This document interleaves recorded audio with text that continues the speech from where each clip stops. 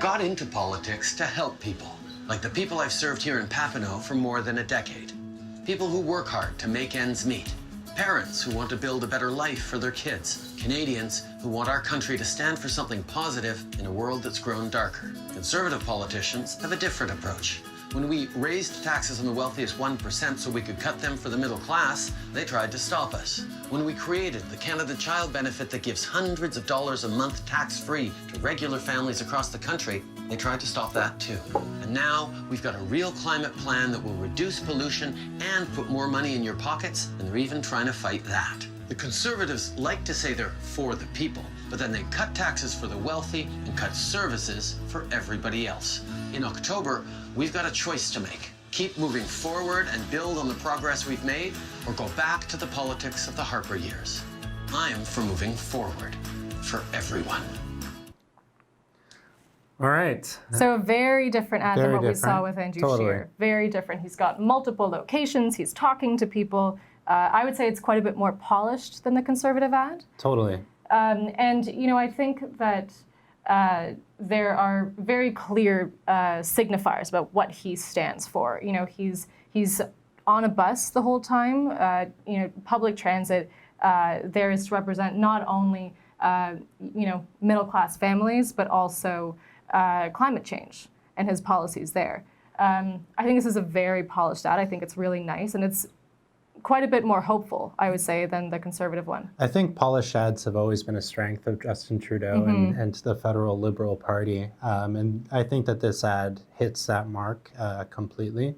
That big difference, though, the different scenes and locations integrated with people, and the people that, you know, when he talks about the child benefit, he's in a setting with young parents and kids and stuff. And it really drives home the impact of these specific policies. As well as, you know, getting in some core messaging that was successful, I think, in 2015, raising taxes on the 1%.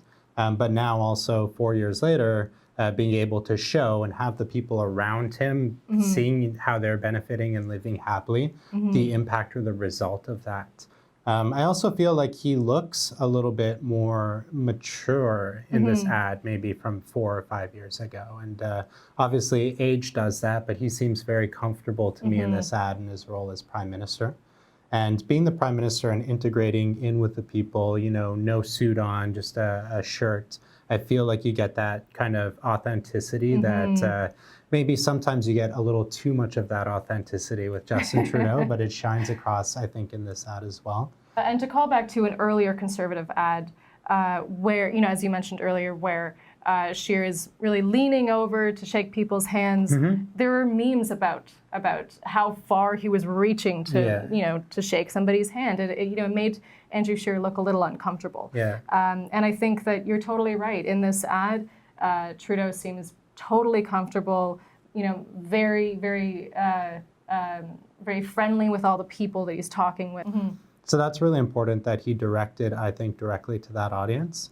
But when he says the Conservatives like to say that they're for the people, that's not an Andrew Scheer slogan, that's a Doug Ford slogan. So it's interesting to me that he's really trying to lump Conservatives into one basket. Definitely. And if I were to look at this ad and say, who's Justin Trudeau running against, I might just say he's running against Doug Ford. So it seems like a very interesting strategy to me, where when you couple that with some of the you know, Oppo research and tactics that they've been deploying to discredit Andrew Scheer and bring up some of these social conservative issues, reopening a debate that we know is to be divisive amongst the electorate, it seems like they're trying to define him in that way and then run against the unpopularity or perceived unpopularity of Doug Ford in Ontario. So overall, very, very strong. I guess the question is whether or not they can successfully pull off looking past and ignoring the S&C affair and have Canadians buy what they're selling here. And I think time will tell on that.